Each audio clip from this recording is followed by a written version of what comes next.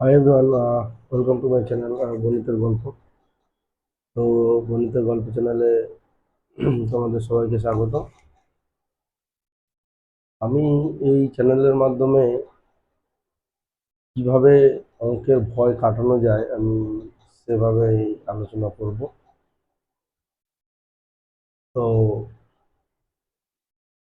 আমরা যারা আমার এই 13 বছরের পড়ানোর অভিজ্ঞতা থেকে বলতে পারি, আমাদের নিম্ন মধ্যবিত্ত এবং মধ্যবিত্ত পরিবারের সিংহভাগ স্টুডেন্টই গণিতে খুব ভয় পায়। আহ, এর কারণও একটা আছে।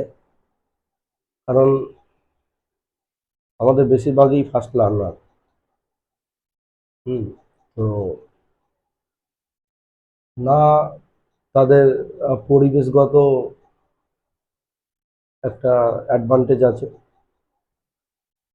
আমরা গণিতকে বরাবরই একটু সমীহ করি, তো এই কারণে ভয়ও পাই। কিন্তু অ্যাকচুয়ালি কি তাই? না, আমার মনে হয় না। তো গণিত নিয়ে পড়াশোনার সুবাদে বলতে পারি। তবে একটা জিনিস কি, ছোটবেলা থেকেই গণিতের প্রতি একটা আগ্রহ থাকতে হবে। হ্যাঁ, এটা ঠিক যে অনেক ছোট ছোট বাচ্চারা অনেক কম বয়স থেকেই গণিতের উপর আগ্রহ হারিয়ে ফেলে। তবে আগ্রহ হারানোটাও কিন্তু একটা সমস্যা। এটা সংশ্লিষ্ট অভিভাবক বা অভিভাবিকারা যদি একটু গাইড করে ছোট থেকে, তাহলে আমার মনে হয় যে গণিতের যে ভয় বা যেটাকে আমরা ভালো ভাষায় গণিত ভীতি বলি, সেটাকে মনে হয় কিছুটা হলেও কাটানো যায়। আর সর্বোপরি একজন সঠিক গণিত শিক্ষকই পারে আহ, এই ভয়গুলো কাটাতে। তো যাই হোক, আমার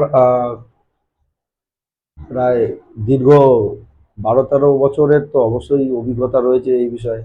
আমি এই 13 বছরে প্রচুর ছাত্রছাত্রী দেখেছি যেগুলো প্রথম দিকে গণিতের খুব একেবারে বেসিক জিনিস, যোগ বিয়োগ, গুণ, এগুলো বাচ্চারা অনেক সময় এদের কনসেপ্ট একটু প্রবলেম থাকে। তো আস্তে আস্তে সেগুলো বড় হয়ে আরো বড় থেকে বড় আকার ধারণ করে। তো অ্যাজ এ ম্যাথ টিউটর আমি এই প্রবলেমটাকে গোড়া থেকে দুটি শ্রেণীতে ভাগ করছি। প্রথম শ্রেণী হচ্ছে আমরা যে প্রাইমারি লেভেলে যে গণিতগুলো শিখি, সেই গণিতগুলোর সাথে বাস্তবের যে মিল, সেই মিলের যে সেতু বন্ধন, সেই সেতু বন্ধনের অভাববোধ আমরা করি। এবং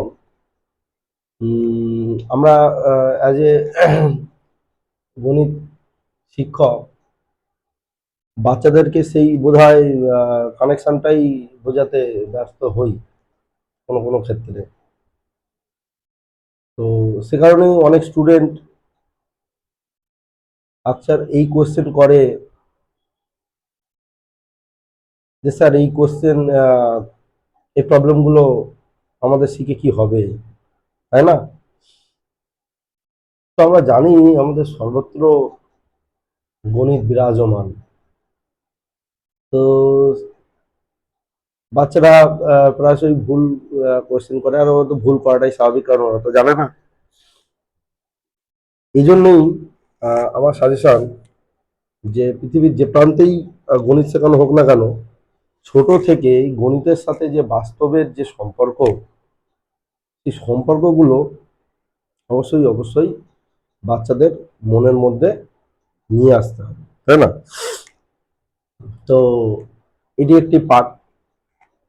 আর আমরা যখন বাচ্চাগুলো বড় হয়ে যায়,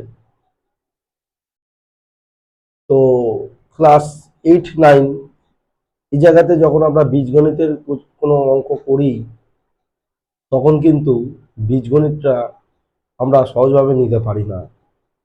ওখানে এক্স ওয়াই জেড এবিসি এই সমস্ত লেটার চলে আসে, আর আমরা ভাবি অঙ্কের মধ্যে কেনই বা এইসব লেটার চলে আসছে, আর কেনই বা এদের যোগ বিয়োগ গুণ ভাগ করব। তো আমরা যদি এদেরকে সহজ উদাহরণের মাধ্যমে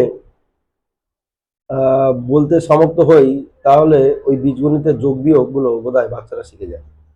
এবং বাচ্চাদের এই বীজগণিতের যোগ বিয়োগ এটাই হচ্ছে মূল বিষয়বস্তু। আমরা যদি বাচ্চাদেরকে বীজগণিতের যোগ বিয়োগ গুণ ভাগ এই চারটে জিনিস যদি কনসেপ্টটা ঠিকঠাক করে শেখাতে পারি, তাহলে বোধহয় বাচ্চারা অঙ্কের ভীতি কিছুটা কাটতে পারে। তো আমি চেষ্টা করব একেবারে অন্য আঙ্গিকে অঙ্কগুলোকে শেখানোর। তোমরা চ্যানেলটিকে পাশে থাকো, দেখতে থাকো, একেবারে নতুন চ্যানেল। হুম। চলো, পরবর্তী ভিডিওতে আসবো। আজকে জাস্ট একটু ইন্ট্রো তোমাদের সাথে করলাম। ঠিক আছে, আজকে এই পর্যন্তই। Thank you for watching.